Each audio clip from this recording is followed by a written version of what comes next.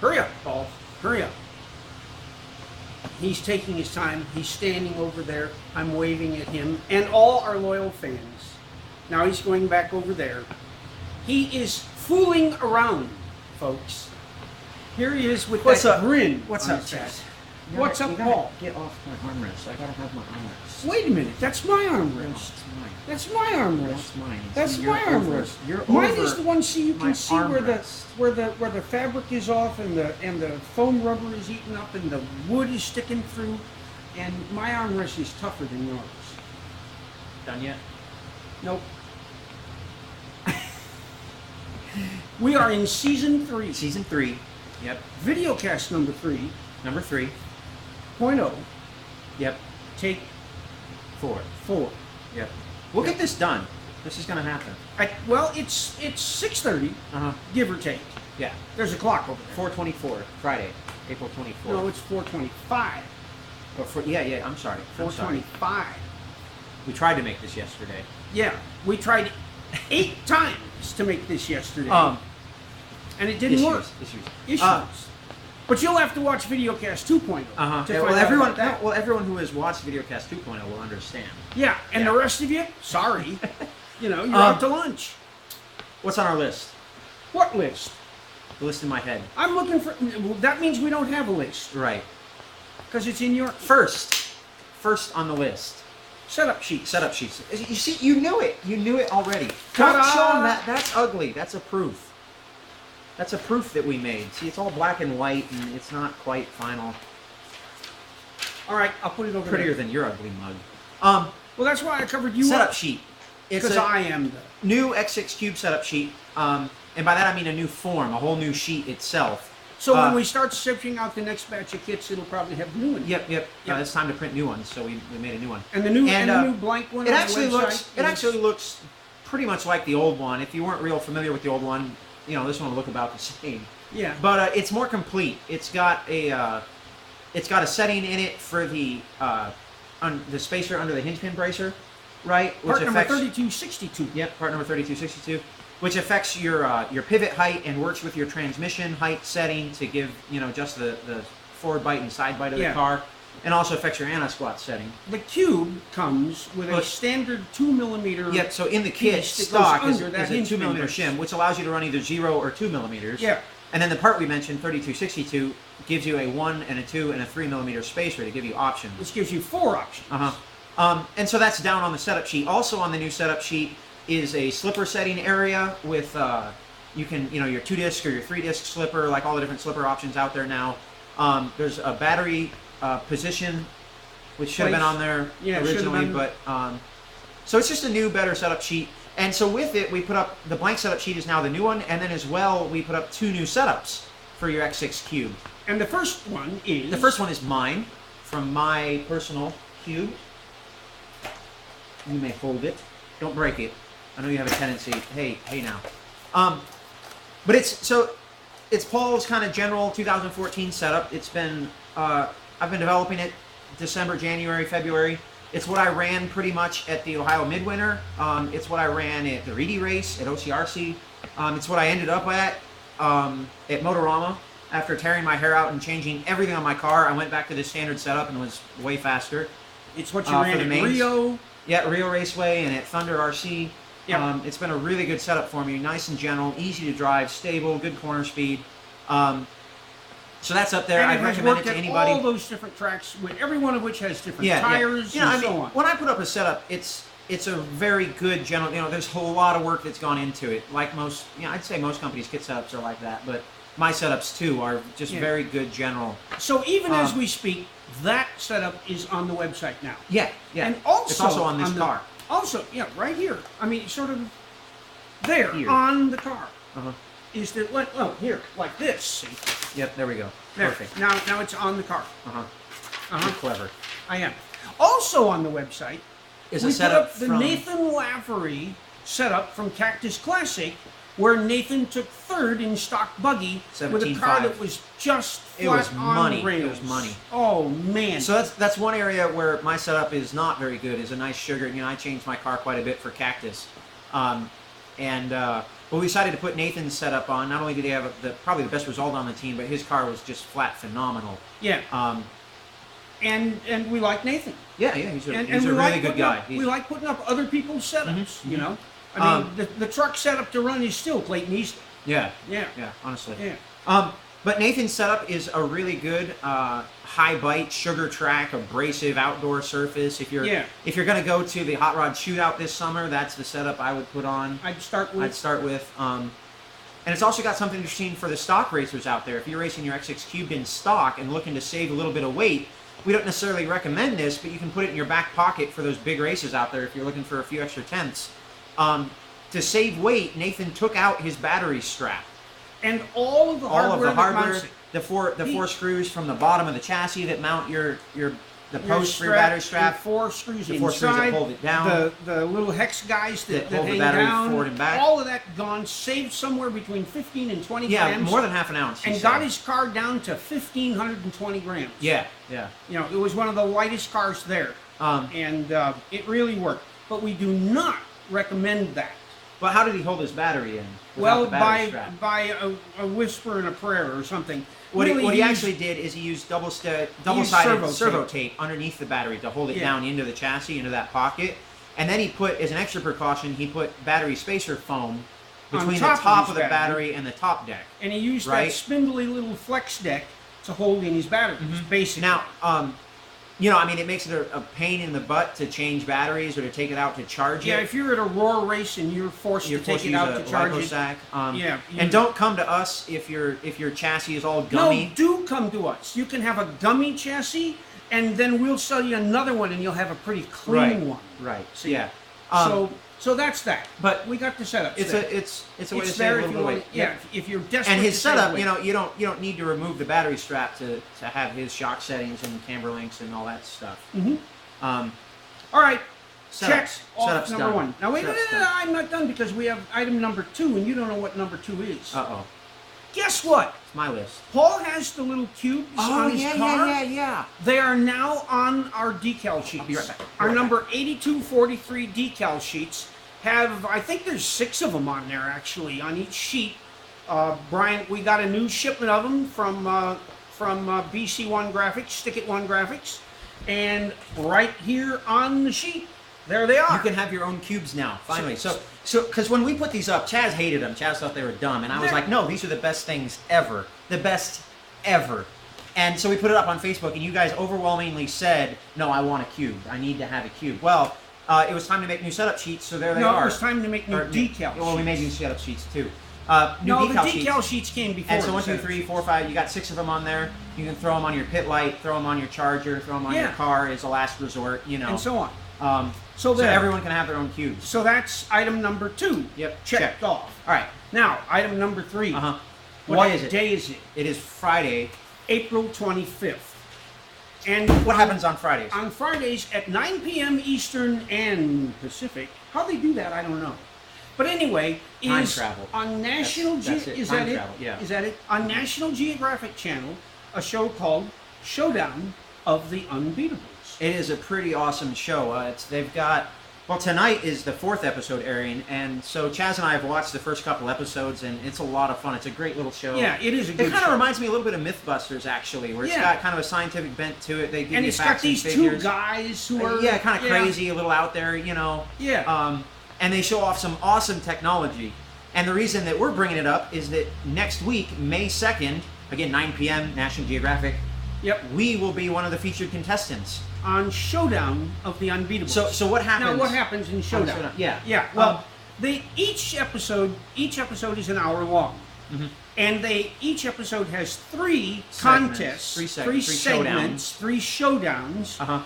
Each showdown is between 2 high-tech companies. Yeah. Well, and it's against 2 high-tech companies, but they don't pit Associated versus X Factory, right? Well, we win that hands down. That wouldn't be a contest. They don't pit Ford versus Chevy, but rather they pick 2 technologies that are from, I think the word you used was disparate. Disparate. 2 disparate from very different areas, and make them compete in unexpected ways. The best example we have is I'll just tell you about what one of the contests in the first episode. From the premiere. The premiere episode, which was the first Friday in April. There's a company that makes the most enormous jackhammer you've ever seen in your life. You know, the guy out there busting up the sidewalk. Well, this is a jackhammer. This is the industrial pneumatic hammer. Yeah. That they attach to 50-ton excavators. Yeah, I think it's actually hydraulic. But it has nitrogen over the top of the hydraulic and so on. All this cool technology into how it generates force and how much force it puts out. And they show it off on the show. Each company gets 5 minutes or so to show off what their product can do.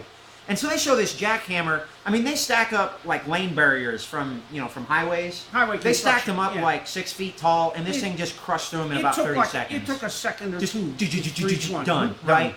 Then they brought out a car, just in a junkyard car, and cut through it like butter. I mean, just done, right? Yeah. This thing was unbelievable. After a couple minutes of watching this wreck breaker, you said, "Man, this thing can break through anything." You know, if I'm in jail, that's what Chazz is driving to bring me out. Chazz is bringing the rock breaker to spring you. Yeah. Actually, Chazz is taking the rock breaker and going the other way. But you know, because you desert anyway. I know the history. Well, so against did they pit the unbeatable rock breaker against an concrete? unbeatable rock? No. They found the Brown Safe Company. Yeah. Which makes safes that seem to be painted black, by the way. And it's the guy's name. Give him a break. I know that, but I paint my safe brown if I were the Brown Safe Company. You're wearing a blue shirt with a red thing underneath. Well, yeah, that's because... And your name is Sinclair. Why aren't you wearing a kilt? I have one. Yeah, why aren't you wearing it? Well, you don't want to see... I don't want to see him in a kilt either. Yeah. I mean, we have some respect for our audience. They had a safe company. They had this safe company. And the safe company claims to make the most impregnable safe in the whole world. Mm-hmm. And the one that they had to show off for this thing was like about 2 feet by 3 feet by about 4 feet. 4 or 5. I mean, if you were to bend over and grab your ankles, you'd fit in there. Yeah. You know? And... They showed it off they set it outside of a building that was like 4 stories high. Well, first they shot it a bunch. Yeah, they shot it with 50 cal sniper. I mean, didn't phase it, right? Didn't phase it. And so then they took it outside demonstration to show that it was unbeatable. They dropped a steel I-beam from about 4 stories. Right. And they put a GoPro, by the way, on the steel I-beam, so you got to like see it drop onto the safe. It was really cool. Yeah. And the I-beam just bounced off the thing. And so... Incredible safe. And so after that, after you had a demonstration of the rock breaker and a demonstration of the safe, then they put the two together. Can the rock breaker get into the safe within 3 minutes? And of course, you got to lay down bets. You're watching the show, and it's like, all right, Chazz, it's $1 I got on the rock breaker. Yeah. And Chazz says, no, Paul, it's $1. I got $1 on the rock breaker, and so there was no bet because we both thought the safe was and toast. We both would have. We should never go to Vegas. Let's put it that way, because that safe was impressive. Impressive, man. The rock breaker could not get in. It got through like the outer layer. Yeah. But then it hit like the ceramic Under Armour or whatever technology they put in it. And there is no doubt about it. If X Factory ever pays off, and I ever have a few bucks to rub together, I'm getting me a brown safe because there ain't nothing, including the NSA, getting Friday, me there. May 2nd. Friday, May 2nd. Showdown of the Unbeatables. They have all these cool showdowns of innovative, 9 o'clock cutting-edge Eastern technology. and Pacific on X National Factory Geographic is going to be one of the contestants.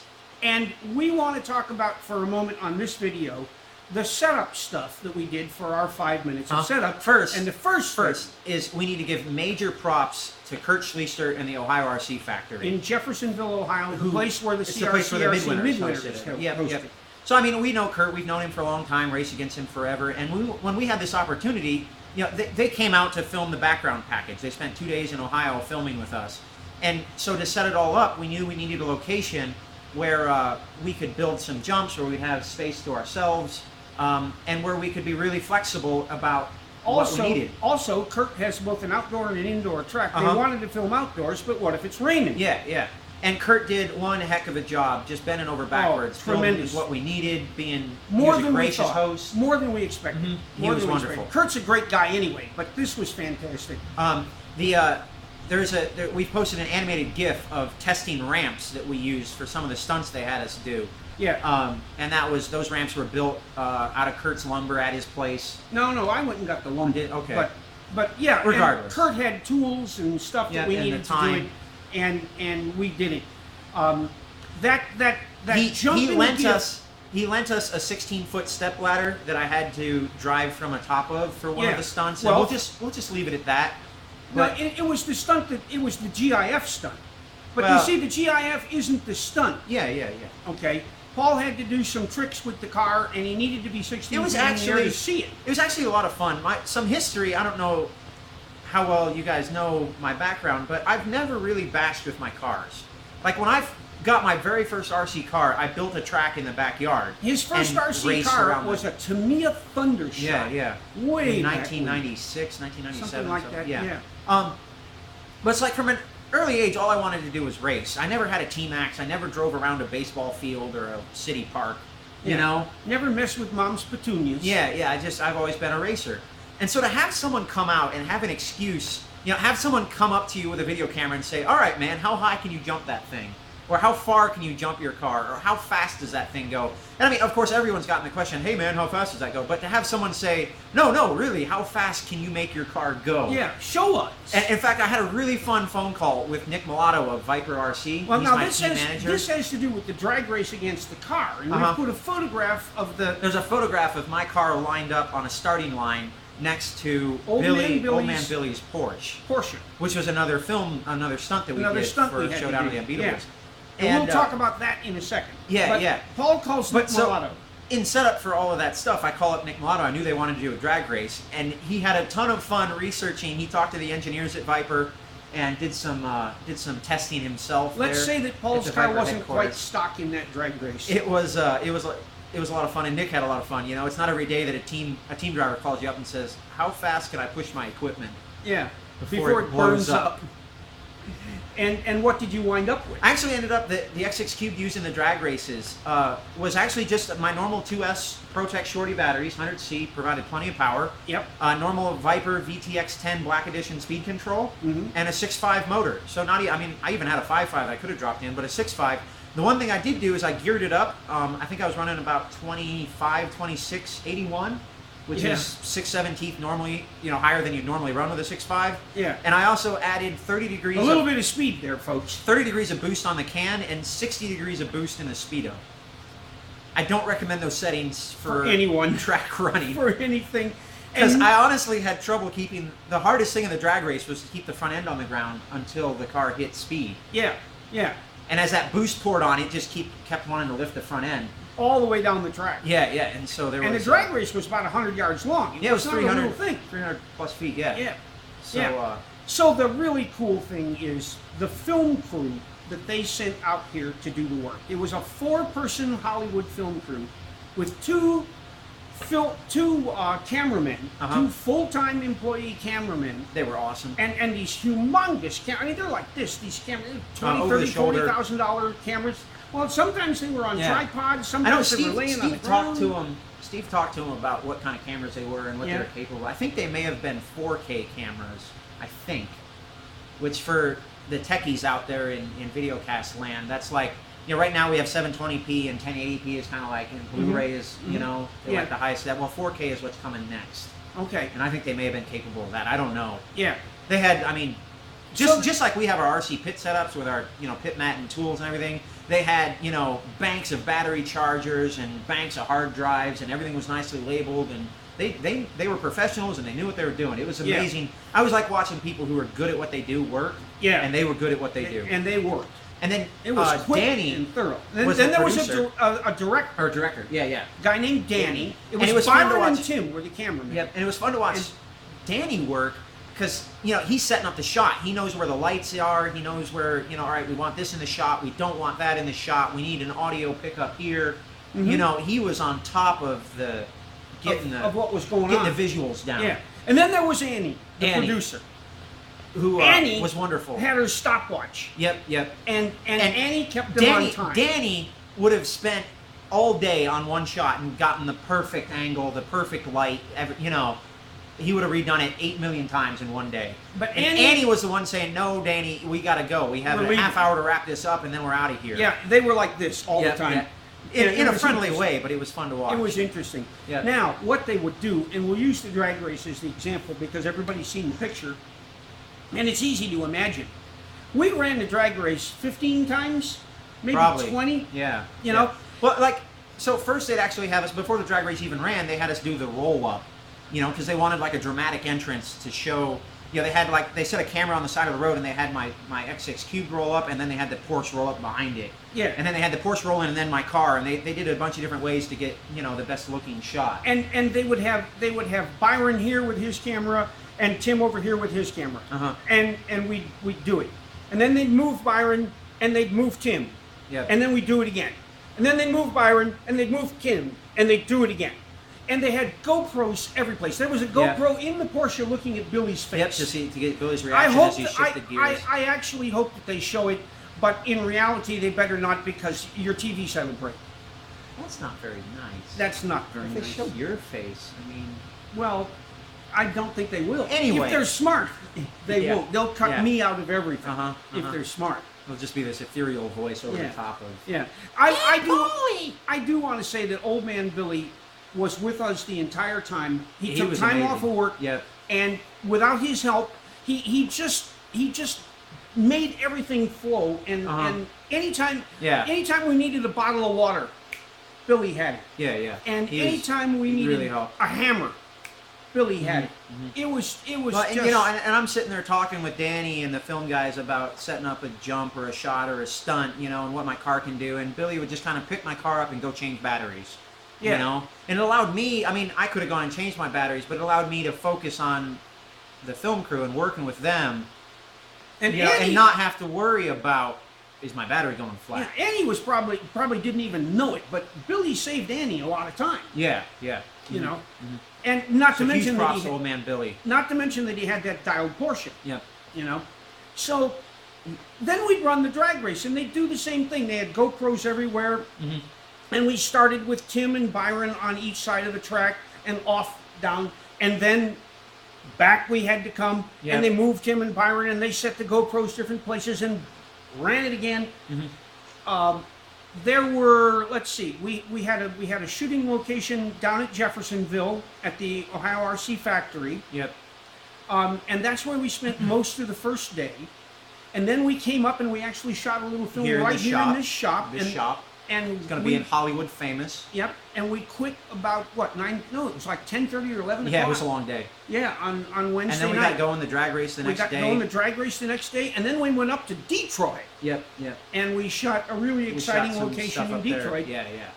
And I'll tell you that the coolest shot of the whole thing was one down in Jeffersonville where Kurt built an incredible some ramps, and we did. Oh, it was really Wait till really you see cool. it. Wait till I'm you sure. see it. I'm sure it'll be in the Wait show. till you see it. And then later, so a month later in October, we flew out to California and spent a whole day. It was like a 10, 12 Oh, it hour was a day. 12-hour day. Yeah. Yeah, 8 to 8. With doing the actual showdown. So they did the background package. Against our competition, Yep. and we didn't really truly know Yeah. who the They competition did a was nice until job we of actually hiding showed it up. until we showed up. Yeah, and that's the way they want it. They want Yeah. the two contestants come in from different sides of the field, It's and like, they meet. all and right, they- here's you your put your game face on. Have you got a game face? No. I got a poker face. Oh, poke in the face. But you know, and they say, all right, here's your competition, and here's the rules, and you kind of go from there. Yeah. So Yeah. Anyway, let's wrap this up. Yep. Next Friday, May the 2nd, 9 p.m. National Geographic Channel, 9 p.m. Eastern and Pacific. The show is called Showdown of the Unbeatables. Check it out. And check it out, man. It is going to be dialed. Thanks for watching. Bye. Hope the camera works.